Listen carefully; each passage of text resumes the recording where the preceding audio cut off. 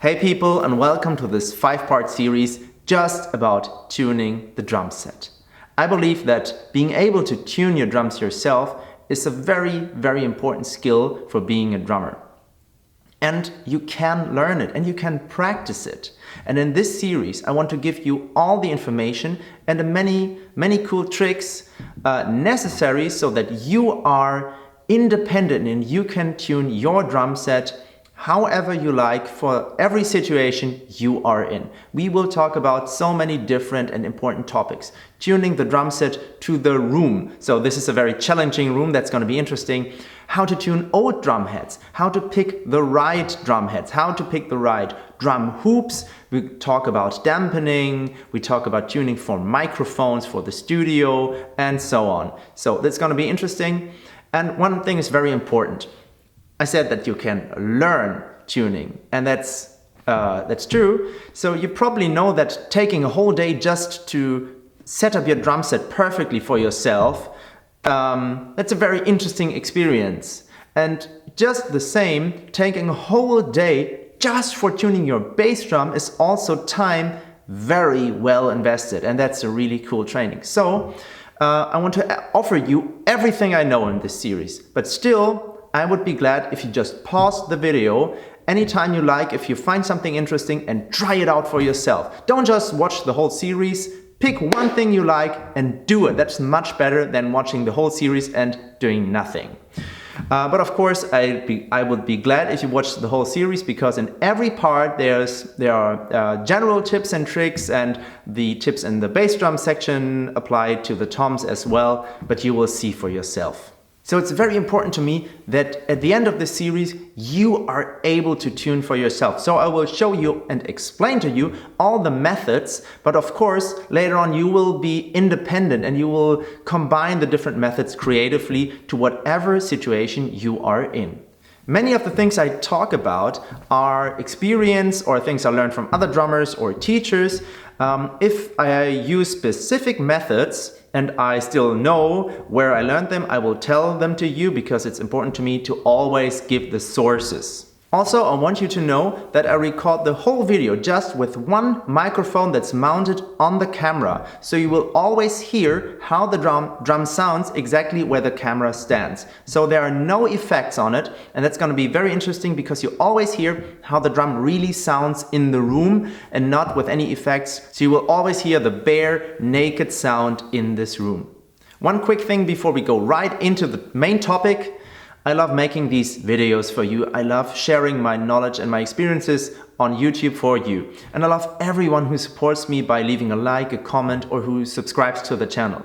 If you want to support me further, you can check out my Patreon page. The link is in the description below this video. Patreon is a website where you can support artists you like on a regular basis. And of course, if you support me on Patreon, there are some perks. Just check out the details on the Patreon page. But let me just say one thing. For everyone who supports me on Patreon, everyone who does that is invited to an exclusive whole day workshop right here in this beautiful location in the north of Hamburg, Germany. So check out the Patreon page. I hope to see you here in the summer of 2019 for the exclusive Patreon workshop. If you watch this later than summer 2019, I hope we do this again.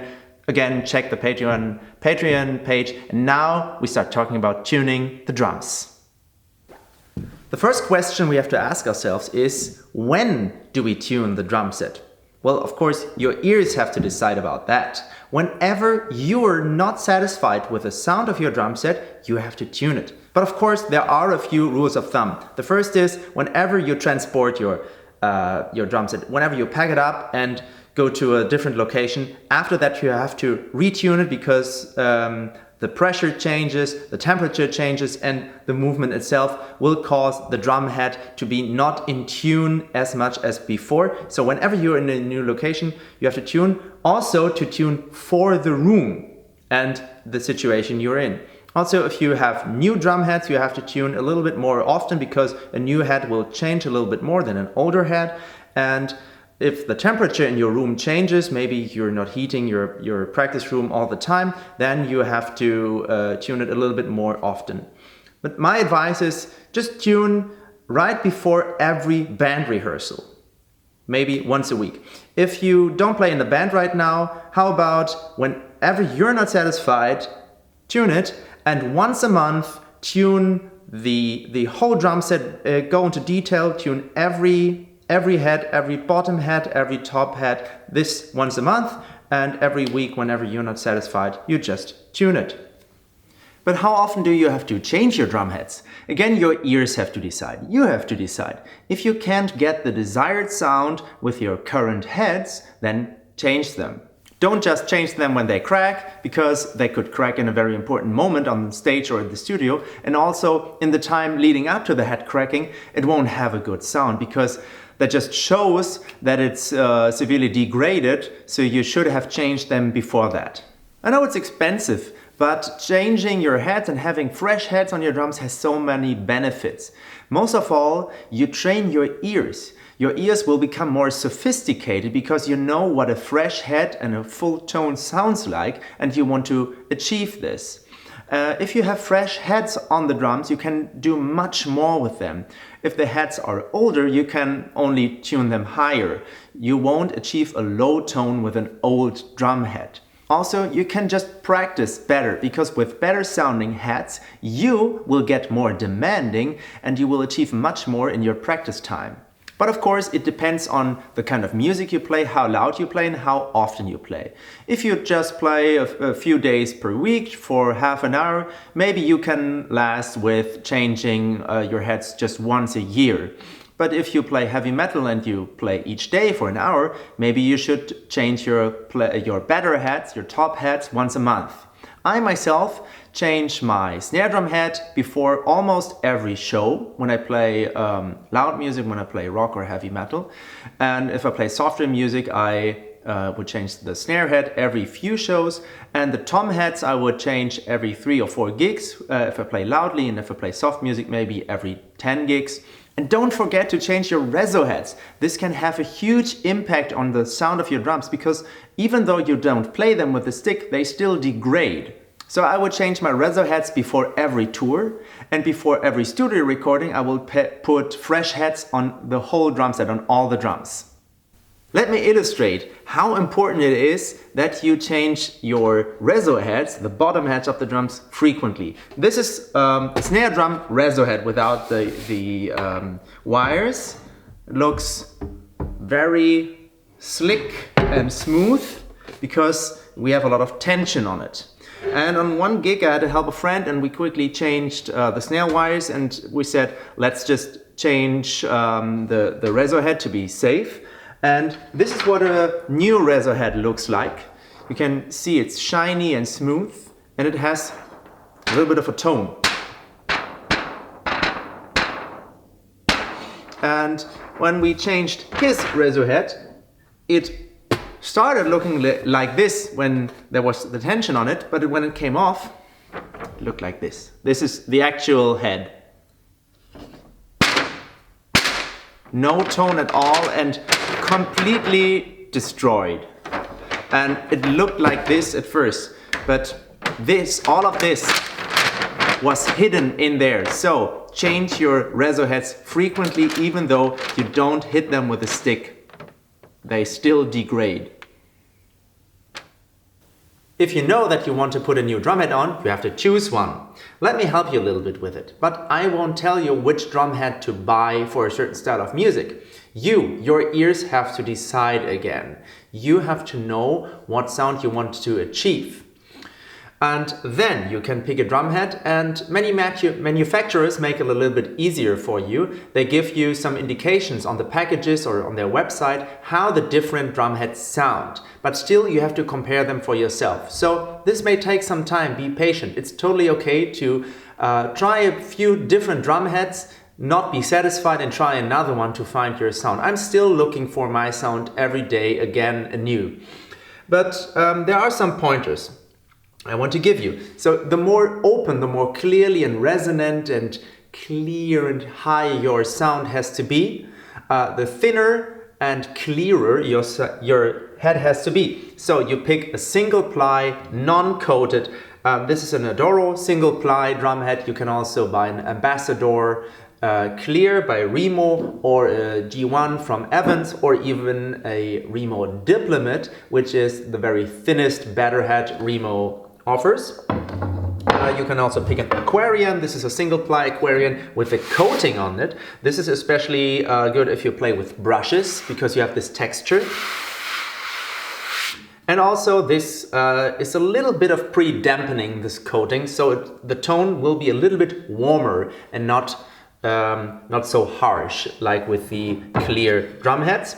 If you want even more texture for playing with brushes, you can buy, for example, this one. This is Heritage drumhead by Adoro with this calfskin texture. Also offered by Remo, for example. Same thing. Or you can even buy a real calfskin head. This is a real calfskin head made by Adoro drums.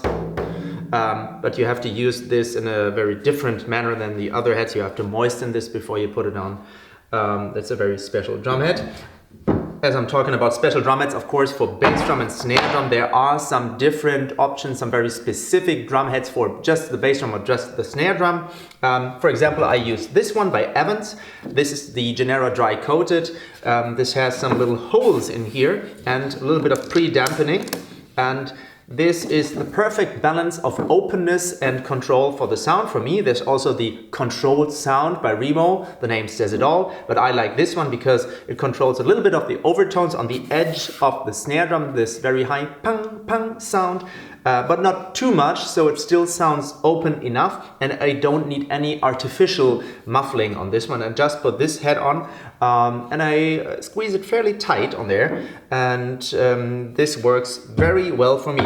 Also, I have noticed that the Remo heads sound a little bit more open, like the Evans drum heads. So if I use a double ply coated drum head, which is the Emperor with Remo and the G2 with Evans, I find that the Remo heads are a little bit more open, but the Evans heads, on the other hand, they last a little bit longer. So they hold their tone for a longer time, and also the Remo heads crack a little bit sooner than the Evans heads. But that's just my personal experience and my taste. You have to check it out for yourself. So the more open your tone has to be, pick a thinner and clearer head. And if you want a more pre-dampened, muffled and warm and full, fat, dry sound, you pick a double ply head with coating, or even a pre-dampened head. And for snare drum, for bass drum, you can look for very special heads for your needs. And the reso heads for snare, of course, they are very special thin reso heads. And usually for the tom-toms, you use single ply, mostly clear heads, but it's also good advice to use a coated head, because this controls a little bit of the overtones, sounds just a little bit warmer. So some people, they even muffle their reso heads. Don't do this. If you can just put a coated head on there, then you don't need any extra artificial muffling if the head controls the overtones already. Usually I don't put double ply heads on the reso heads, but that's also an option if you want to. Just try it out for yourself. And you can also mix the drum heads. So you can put heads of different manufacturers in your kit. I used this as well. And you can even put different heads on your toms. So maybe a single ply coated head works perfect on your 10-inch rag tom, but on the 16-inch floor tom you want to have a double ply head. This might work very well for you. So don't be shy and mix it up inside your kit. Try it out and use the extremes. Put a very thin head on there and you will be surprised that this has a lot of bass as well. Or put a very dry, maybe a pre-muffled head on your 10-inch tom and see how it sounds. And then you can decide for yourself. As long as you know the range you have available, then you can make a much more informed decision. If you have picked your drum head you want to use, it's very important to keep in mind that each drum head responds differently to the different methods of tuning. So you can't tune every drum head the same way. Just like you can't use every drum kit in the same way, and not every drum kit will sound the same with the same heads and same method of tuning. So with this 20-inch bass drum, we won't be able to achieve a John Bonham drum sound, but that's totally okay. We will tune this drum later on in a way that suits this drum. So in the next video, I want to show you the 3 basic methods of tuning. This video was all about the basics, so you know how to approach the drum tuning and changing of the heads. In the next video, we will actually do it. I will give you all the things you need, so you will be able to change and tune the drum heads for yourself. So I see you in the next video. Bye bye.